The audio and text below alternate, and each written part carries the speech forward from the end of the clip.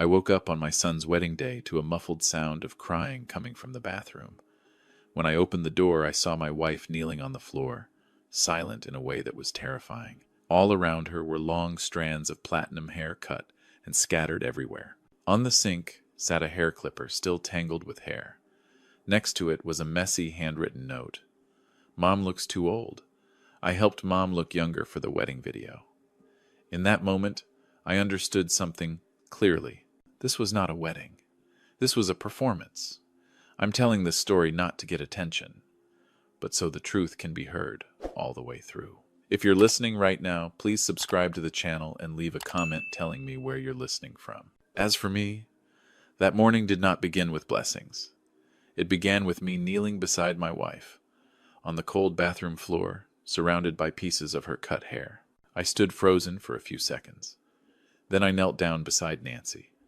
She wasn't crying out loud. Her hands were shaking as they rested on her smooth, bare head, as if she still couldn't believe what had just happened was real. That hair had been with her for more than 30 years. Since the days when we were poor. From early mornings when she rushed students across the street. From the day her mother passed away when she swore she would never cut her hair again, as a way to hold on to the last memory she had left. The bathroom floor was cold. Platinum strands of hair clung to my slippers, to my pajamas. I picked up the hair clipper. It was still warm. That's when I knew. This had just happened. Not an accident. Not a mistake. Nancy whispered very softly, as if afraid the room might shatter. "I'm sorry. Maybe I really am old." That sentence hurt me more than the sight in front of me. Not because of the hair that was gone, but because she blamed herself for someone else's cruelty. I placed my hand on her shoulder and felt the tension she was holding inside. I said nothing. If I had opened my mouth, I knew I wouldn't be able to control my voice. I looked around the room. Everything was too neat. The towels were folded carefully. The window was open at the usual angle. This didn't look like chaos after an incident. It looked planned. On the vanity besides the note, there was a phone lying face down. I turned it over. The screen lit up. The video recording app was still running. The live stream icon showed it had ended less than 10 minutes ago. I understood before I had time to think. Zoe didn't just shave my wife's hair. She recorded the whole thing. I checked quickly. In the list of connected devices, a small camera was still active. I followed the power cable hidden behind a box of towels. A tiny camera, placed at the exact angle to capture Nancy's face as she looked into the mirror. Not random, not impulsive. This was a script. Nancy looked at me, panic in her eyes as she saw the camera in my hand. "Franklin, they can't." I didn't answer. I removed the battery and slipped the camera into my pocket. Then I stood up and locked the bathroom door from the inside, as if that could make her a little safer. Outside the mansion, along Puget Sound, was slowly waking up. Staff moved quietly through the halls. The smell of fresh flowers filled the air. A perfect morning for a carefully staged wedding. I helped Nancy to her feet. I led her back to the bed and wrapped her in the thickest robe we had. "You don't need to go out right now," I said slowly. "Let me handle this." She nodded, but her hand stayed tightly wrapped around mine as if letting go would make everything collapse again. I stepped into the hallway and closed the bedroom door behind me. When it shut, I heard her start to cry.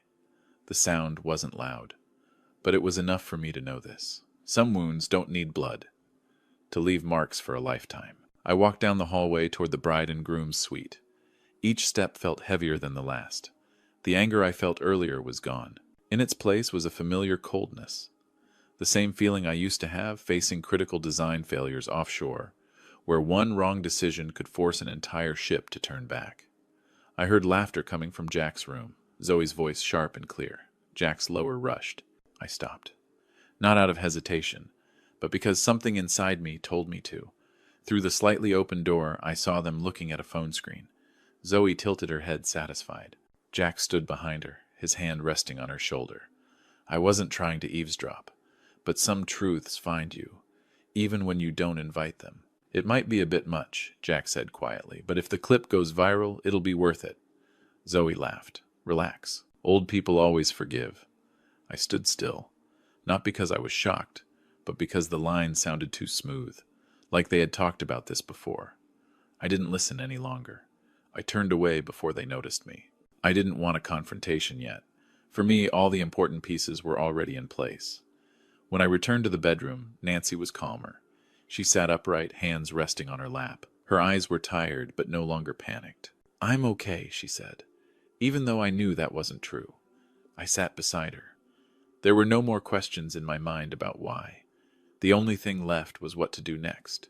I knew that if I raised my voice now, if I ruined the ceremony in an emotional way, Nancy would be the one hurt all over again. Zoe wanted chaos. Jack needed money, and both of them believed I would stay silent, like I always had. They were used to me giving in, but this time I wasn't going to shout. I was going to close every door they believed had always been open. I left the bedroom once Nancy had drifted into an exhausted sleep. It wasn't deep.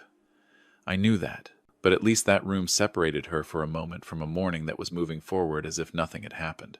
I closed the door so gently the hinges made no sound. Right now, silence mattered more than any promise. The hallway leading to the honeymoon suite was covered in thick carpet. Each step sank and rose, slowly matching the rhythm of my thoughts. I no longer felt the urge to confront anyone. What I needed was the full picture. Not just what happened to Nancy, but why my son could stay silent through all of it. The door to the suite was slightly open. I was about to walk past when Jack's voice stopped me on instinct. It was low-rushed. Not the voice he used with me. Not the one he used with his mother. "Don't worry," Jack said. "It's just a few uncomfortable minutes." Zoe replied without hesitation. "I need the numbers. The more controversial it is, the better the video performs. You know that." I stood still, not to listen in, but because my body stopped on its own like a ship caught in a sudden current. I heard paper rustling, then Jack let out a breath. "If we hit this mark," he said, "ad revenue and sponsorships will cover it. The bank is pushing hard. That loan can't be delayed anymore." Zoe gave a soft laugh. "You scared? Your mom is soft. She won't dare make a scene. And besides, the check is already prepared." I leaned lightly against the cold wall behind me. In that moment, I didn't feel angry. I felt something more familiar. The disappointment of a man who had believed for too long that he understood his son. Jack lowered his voice even more. "We just need today to pass. After the ceremony, everything will be fine. Mom and Dad always take my side."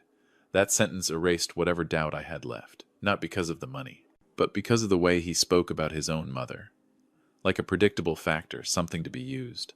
I walked away before they opened the door. I didn't want my eyes to give away what I had just heard. I needed to hold on to that calm a little longer. Out on the balcony, the fog from Puget Sound was slowly lifting. Morning light slipped through the old stone columns, falling onto carefully arranged bouquets. Everything looked perfect.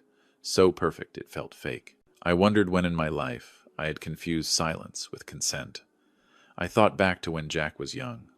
The months I spent offshore, Nancy handling everything alone. The times I tried to make up for it by signing checks, believing that was a father's responsibility. I taught my son how to calculate, how to assess risk. But I never taught him how to stop. A staff member passed by and bowed slightly. I returned the gesture with a nod. No one knew that just a few rooms away, an invisible line had been crossed. I went back to the bedroom. Nancy was still lying there, turned toward the window. The smooth curve of her bare head was softened by the light. It wasn't as frightening as before. But the hurt didn't disappear with the sunlight. I didn't wake her. I just stood there for a few minutes, to remind myself why I needed to stay steady. In my pocket, the small camera was still there. I took it out and placed it on the table. Such a small object, yet enough to expose an entire way of thinking. I didn't turn it on again. I didn't need to. What I had heard was enough to know this wasn't impulsive. It wasn't careless. It was a decision that had been weighed and accepted by my own son.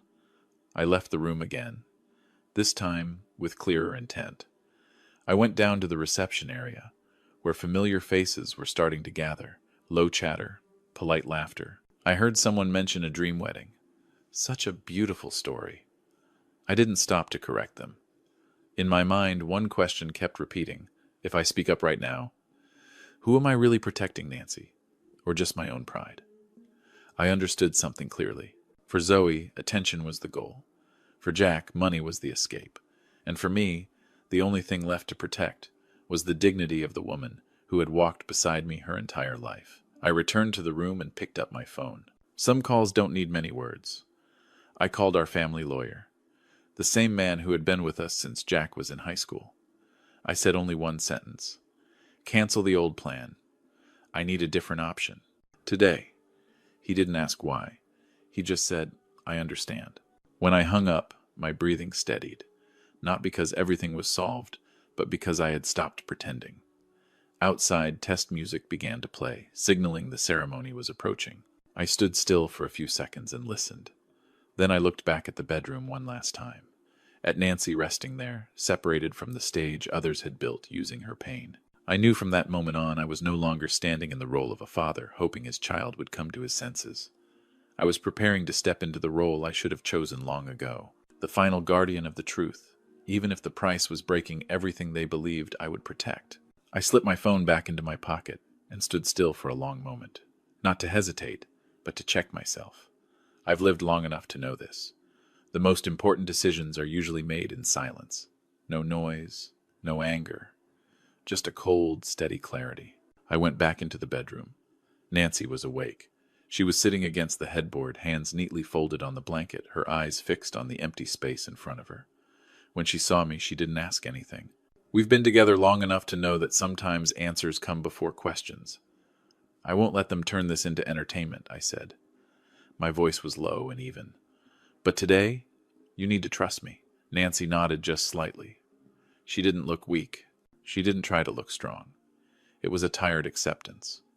I understood then. What she needed wasn't comfort. It was the feeling of standing at the center of her own life again. I opened the closet and took out the small wooden box I always bring to formal events.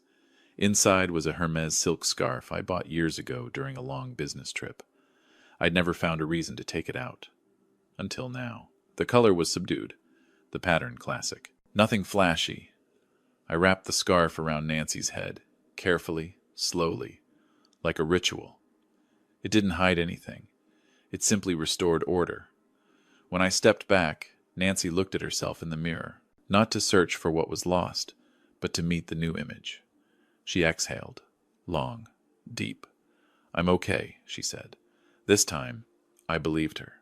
I stepped out and closed the door. The next part didn't require emotion. It required precision. I went straight down to the side hall, where phone reception was strongest, and called the bank. The voice on the other end was familiar. We'd worked together for more than 20 years. I need to stop the transfer, I said. Immediately. There was no surprise in his voice, just a brief pause. Then I'll take care of it. I didn't explain. There was no need. Years as an engineer taught me this. Systems need clear commands, not feelings. The next call was to the lawyer. This time I spoke more slowly, more carefully, not because I doubted him, but because this was a step I wouldn't allow to fail. I asked him to draft a new agreement. All the money intended as a wedding gift would be placed into a trust, in Nancy's name. No joint ownership, no open clauses, one controller only, and it wouldn't be me. When I ended the call, I checked the time, less than 2 hours before the ceremony. Enough to finish what mattered, not enough to change the nature of the people on the other side. As I walked back, I felt the atmosphere in the mansion had shifted, not just pre-ceremony busyness, but a strange, eager energy. I noticed unfamiliar faces holding equipment stationed at corners of the hall. Their eyes weren't searching for anything sacred. They were waiting for moments to capture. I understood. Zoe wasn't waiting for the ceremony to get attention. She was turning the entire day into a stage. A technician walked past and accidentally dropped his badge. I bent down and picked it up for him. It wasn't the logo of the event company. It was the name of an online media channel. I handed it back without a word. Another piece quietly slid into place. I stepped onto the balcony and looked down at the garden. Cameras hidden behind large planters. Cables running along the paths covered by rugs. Everything legal. Permitted. Approved. By the bride and groom. No one asked Nancy. I went back to the bedroom to warn her that once we stepped out there would be many eyes on her. Nancy listened without changing her expression. She asked only one question. Are you sure? I nodded. I've never been more sure. We walked out together, not rushed, not avoiding anything. I felt the weight of the looks around us, the curiosity held just beneath the surface. The silk scarf on Nancy's head didn't make her smaller. If anything, it made the silence around us heavier. Zoe stood at the far end of the hall, phone in hand, speaking to a camera. When she saw us, she froze for a brief moment, then smiled. A professional smile, well practiced. Jack stood beside her. His eyes flicked toward Nancy, then away. No surprise, no remorse, just tension poorly hidden. I didn't greet them. I didn't accuse them. I simply led Nancy to the front row where she should have been from the beginning, as the mother of the groom. When we sat down, the test music played again. Lights were adjusted. Everything was ready for the ceremony they believed was under control. They didn't know that in silence the financial doors had already closed. They didn't know that the images they planned to sell for attention were about to be placed into a very different context. I sat upright, hands resting on my knees, looking toward the aisle. Not as a father there to give blessings, but as a man who had prepared the only weapon he needed, the truth, at the right moment, and impossible to reverse. The ceremony began right on time. The music played at just the right level. Not too formal, not too loud. The fog over the bay had fully lifted, revealing water as still as a wide mirror. I sat beside Nancy and felt her breathing, slow, even, as if she were reminding herself that she was still here, still in control of her body and her own story. Zoe entered the aisle to prearranged applause. She walked slowly, turning slightly so the cameras could catch every angle. Jack followed behind her, adjusting his tie. His eyes swept past the front row and paused just briefly on Nancy. I didn't see confusion there, only a calculation still in progress. The officiant spoke familiar words about love and new beginnings. I heard them, but I didn't hold on to them. Each sentence passed like background noise for something else drawing closer. I saw Zoe glance toward the filming crew and give a subtle signal. Lenses adjusted. Lights shifted tone. When it was time for gifts and speeches, Zoe stepped forward. She held up her phone, smiling at the millions watching on the other side of the screen. I knew that smile. It was designed to touch no one directly and pull everyone in. "Thank you all for being here," Zoe said, her voice light and clear. "Today isn't just our wedding day. It's a special moment for our family." She turned toward me, her eyes waiting. Jack stood beside her, leaning slightly in my direction. A wordless reminder. I stood up. In that moment, the air in the room changed, not because I spoke, but because I didn't. The silence stretched beyond politeness. I felt hundreds of eyes on me. Nancy gently took my hand. Not to stop me, just to confirm she was still there. "I'll be brief," I said into the microphone. My voice didn't shake. "Today, I was asked to give a gift." Zoe's smile widened. She tilted her phone slightly to frame the shot. Jack exhaled as if everything was following the script. "However," I continued, "before I do that, I think everyone here and those watching online should know what that gift was truly paid for."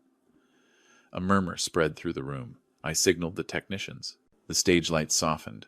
The screen behind us lit up. I didn't look at it right away. I looked at Nancy first. She nodded very slightly. Enough for me to go on. The first clip appeared. No music, no dramatic editing. Just raw footage from the small camera in the bedroom. The moment the door opened. A shadow moving in. The sound of clippers turning on. It happened quickly, coldly, without explanation. It didn't need one. In the room, some people turned away. Others covered their mouths. On Zoe's phone, screen comments flooded in too fast to read. Her smile froze, but her hand still held the phone steady. I said nothing. I let the images do the work. The screen changed. The next recording played. No video, just sound. Jack's voice. Painfully familiar. "If the clip goes viral, it's worth it. Mom is always soft. The check is already prepared. No names were needed. No further explanation." Those words found their place on their own. Jack took half a step forward, then stopped. Zoe turned toward me, her lips parting as if to speak, but no words came. The cameras, once her allies, turned back on them. No signal, no command. Just the natural shift of attention when it changes direction. I took the microphone again. "I'm not standing here to humiliate anyone," I said slowly. "I'm standing here to close a story that went too far." I pulled an envelope from my jacket pocket. Not thick. No check inside. "The gift I prepared," I continued, "has been redirected. It is not for people who treat another person's pain as a tool." Zoe shook her head and forced a laugh. "You can't," she began, then stopped, when she saw the faces in the seats below were no longer on her side. "I can," I said, "and I already have. I turned to Jack. "My son," I said, not raising my voice, "you chose to see your parents' silence as a guarantee. Today I withdraw that guarantee." There was no reply, only the growing noise of the room. A few people stood up. Near the entrance I noticed faces that didn't belong to the ceremony. They didn't need introductions. Jack saw them too. His shoulders stiffened. I set the microphone down.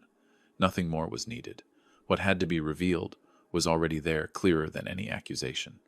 I turned to Nancy. "Let's go," I said. She stood with me. Not rushed, not bowed. The silk scarf on her head caught the light, forming a quiet outline amid the chaos spreading behind us. We walked down the aisle together. I heard my name called. Explanations. Arguments. I didn't turn back. Not out of contempt, but because some moments, turning back only stretches something that has already ended. Outside, a soft breeze rose from the bay. The fog was completely gone. I took a deep breath. For the first time that day, the air filled my lungs completely. Behind us, the ceremony continued in its own way, interrupted, questioned, and no longer owned by a single stage. For us, the door had closed. No noise, no retaliation. Just the truth, placed exactly where it belonged. Under the lights they had turned on themselves. We left the mansion once the sun had climbed higher, its light reflecting off Puget Sound like a long, quiet ribbon of silver. I heard nothing but our footsteps on the gravel path, and the soft wind moving through the trees. Behind us, the ceremony was still there, with unanswered questions and shifting stares. I didn't need to know how it ended. For me, the moment we stepped through that door was already a full stop. In the car, Nancy sat quietly looking out the window. I didn't ask how she felt. I've learned that some emotions need time to arrange themselves without being named right away. I simply placed my hand over hers, firm enough for her to know I was still there. When we got home, I made tea. An old habit, simple. Nancy removed the silk scarf and folded it neatly on the table. She looked at herself in the living room mirror longer than usual. I stood behind her, not stepping into that image. When she turned back, her eyes were no longer lost. Not happy, but steady. "I didn't think I'd feel this light," she said after a moment. Not to explain, just to acknowledge it. The days that followed moved slowly. There were no calls asking for forgiveness, no convincing explanations. I didn't expect any. I spent time walking with Nancy around the neighborhood where the trees were beginning to change color. She started going out without a hat, not because she forgot, but because she no longer felt the need to hide. One afternoon, as we sat on a bench overlooking the bay, Nancy said, "I don't want this story to end in silence." I understood what she meant. Not telling it to the world, but doing something so it wouldn't happen to someone else. We began to look into it, quietly, without rush. I spoke with people who had worked in social services. Nancy talked with former colleagues. We listened more than we spoke. Some stories were heavier than ours, but they all shared one thing in common. Silence stretched out too long, out of fear of breaking the family. 1 year later, in a small house near downtown Seattle, we opened a support center for older adults who had been harmed within their own families. No large sign, no grand opening. Just a door open during the day, a tea table and chairs comfortable enough for people to sit down and say what they'd held inside for too long. Nancy let her hair grow naturally. She cut it short, neat. The new style made her look different, but not unfamiliar. It felt like a version of herself that no longer asked for permission. When someone looked at her with curiosity, she simply smiled. No explanations, no defenses. I no longer follow Jack and Zoe's lives. Not out of bitterness, but because I understand my boundaries. Some doors, when closed at the right time, don't need guarding from the outside. One late afternoon when the center was quiet, Nancy asked me, "Do you regret it?" I thought for a moment. "No," I said. "I only wish I'd done it sooner." I turned now to the lens, not of a camera, but of memory. If someone is listening to this story, I want them to understand one simple thing. Loving your children does not mean unconditional surrender. Sacrifice should never become a habit others exploit. And silence, when it lasts too long, is no longer compassion. It becomes complicity. I've learned that sometimes, to preserve the last bit of dignity for the person you love, you have to be brave enough to close a relationship that has turned toxic, not to punish, but to protect what remains human. As the sun set over the bay, Nancy placed her hand on my shoulder. We sat there without saying anything more. No need for a grand ending, just peace arriving at the right time after everything had been exposed. And for me, that was an ending good enough. If you stayed with me until the end of this story, thank you for listening with patience and understanding. If it gave you something to think about, please like, subscribe, and share, so stories like this can reach others who may need to be heard. Thank you for being here. I wish you and your family respect, peace, and dignity in every choice you make.